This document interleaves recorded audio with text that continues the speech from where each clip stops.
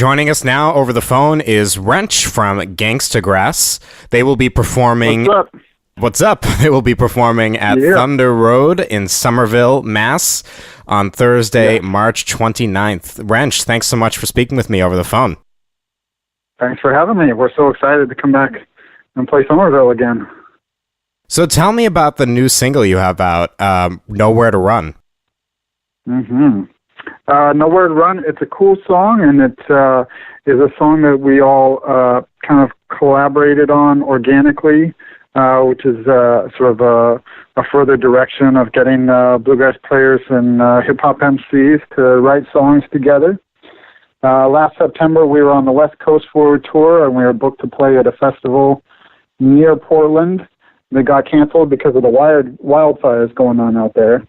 So we found ourselves stuck in Portland for a few days and found a place to crash. And while we were there kind of stranded, started jamming, started playing some things, and some new stuff came out of it, especially this song sort of developing out of us playing there and just getting to spend that time together collaborating like we don't usually get to do. What is the writing process normally like for the group? Well, a lot of times it's based around me as a producer. I'm sort of the ringleader that founded the project, and I sort of bring in bluegrass players to do stuff, and then I sample it and loop it, and then I bring in the hip hop MCs to rap over it, or I might have a verse from the hip hop MCs that I'm writing a beat to, and then I bring the bluegrass players in to play on it. But it's usually sort of a directional thing where we start with a particular anchor and then have the other people sort of come in on that. So this was much more of an organic seed that grew together with all of us there in the same room together. What was the original idea for starting the project, mixing bluegrass and hip-hop together? For me, and this was back in like 2006, I was already experimenting a lot with country hip-hop stuff as a solo musician, singing honky-tonk songs with pedal steel guitar and putting beats and scratching under them.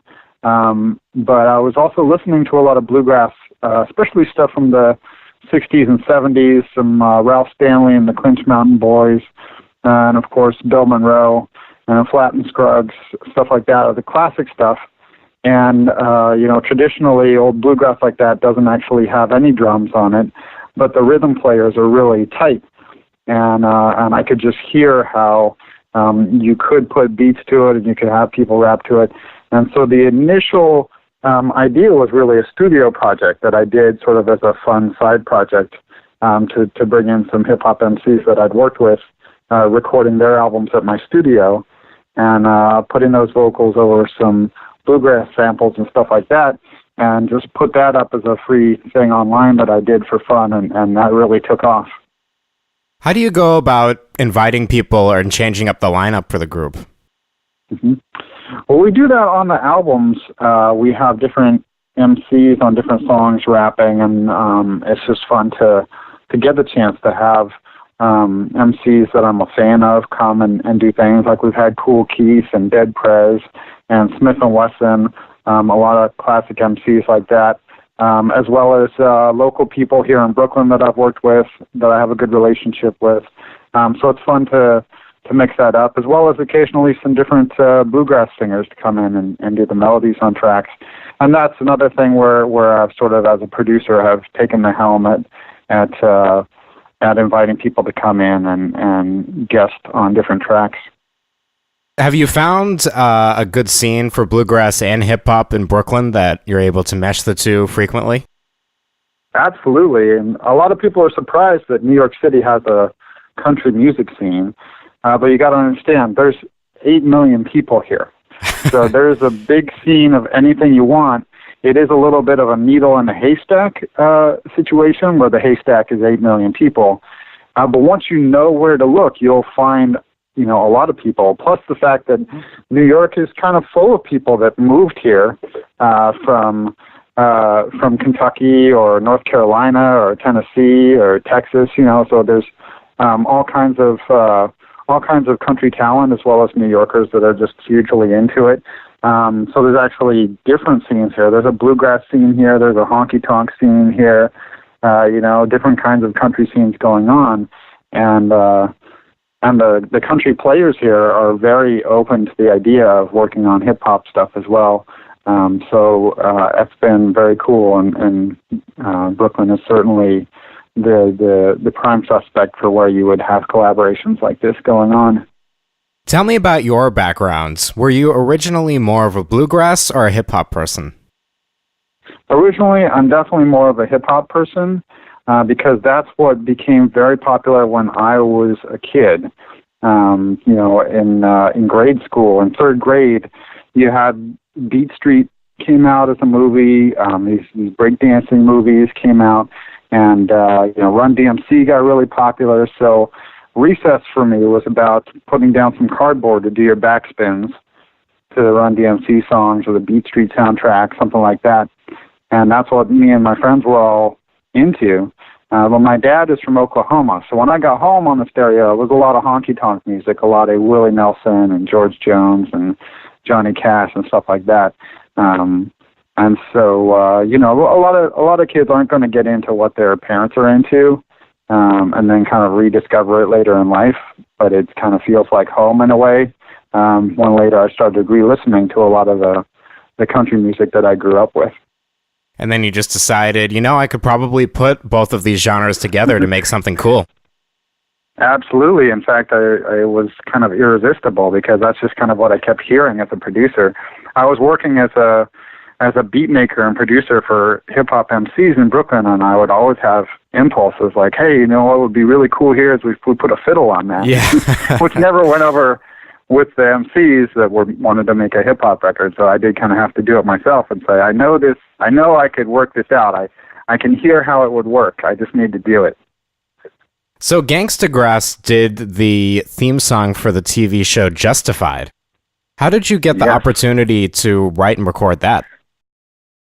They came to me, originally the promotion department at FX Networks that was doing commercials for the show Justified, and they're thinking, okay, here's a show set in Kentucky, so it's southern and Appalachian, but it's modern and hard and badass. So I think they actually Googled bluegrass and hip hop, and Gangstagrass came out at the top of that. So I got a call out of the blue one day saying, we're looking for the guy that made Gangstagrass because we want to license one of these tracks for a commercial for this new show.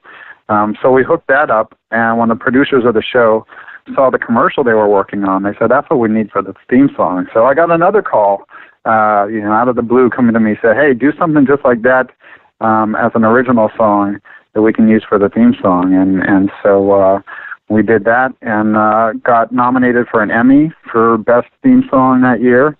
And a lot of people watched the show and heard 30 seconds of Gangstagrass at the beginning of every episode and said, what is that? And so that was an amazing exposure. It's the best kind of exposure for Gangstagrass to get because we have a bit of a hurdle to overcome when we try to promote and market it, because just based on words, if you tell people, hey, this is bluegrass and hip-hop together, they imagine something really bad and they start running the other direction.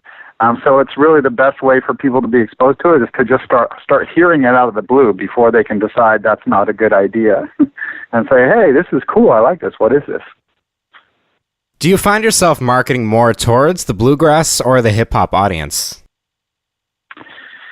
I don't even really think about that much anymore. We've had so much experience out there touring around and meeting a lot of fans that they don't come to us as like, hey, I'm a bluegrass fan and I like you guys, or hey, I'm a hip-hop fan and I like you guys.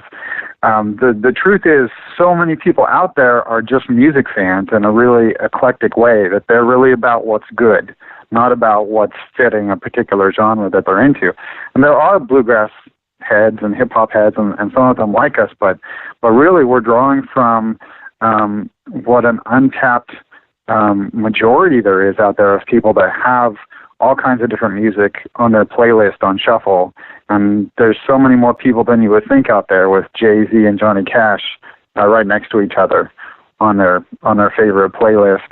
And so that's what we find out there is not purists, but so many people that defy this sense that we have that the demographics of these different kinds of music are so separate. There's actually a huge overlap in fans and in what the musicians are into, and it's something that's perpetrated by the industry that has separate radio stations, separate magazines, separate TV channels, all kinds of separate things about how there's the country market and there's the hip-hop market.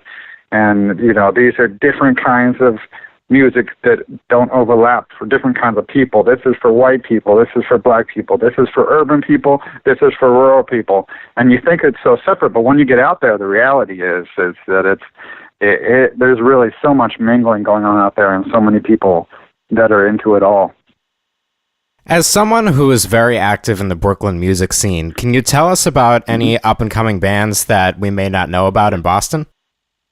Oh, yes. Last night I just went and saw a singer named Olivia Kay, who I am now planning to try to work with as much as I can.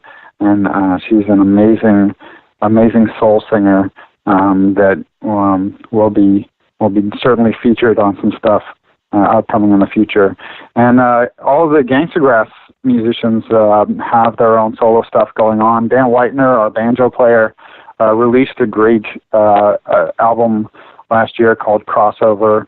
And our Philly-based MCs, Arshan, the Voice of Reason, and Dolia the Sleuth, both have solo albums out. I've got solo albums under Rench. One came out last year called Them's the Breaks. So we're kind of like a Voltron kind of thing where we come together to form the bigger robot when we do Gangstagrass tours, but it's really kind of an all-star lineup. Well, as I mentioned, Gangstagrass will be performing at Thunder Road in Somerville on Thursday, March 29th. So you've got the big tour coming up for the next couple of months. Do you have any other plans for 2018 you'd like to talk about? Well, one thing that we're doing on this tour throughout March is recording our shows.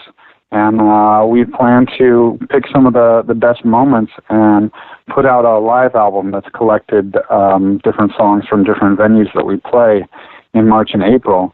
So later this year, fans from places that we don't get to go and play much will get to get a live album where they can hear some of this stuff, which is very different when we do it live, because bluegrass and hip-hop both have a really strong improvisational element to them that really comes alive when we're doing things on stage. Great. Well, best of luck with the upcoming tour, and thanks for speaking with me today. Thank you, man. We'll see you guys when we get to Boston.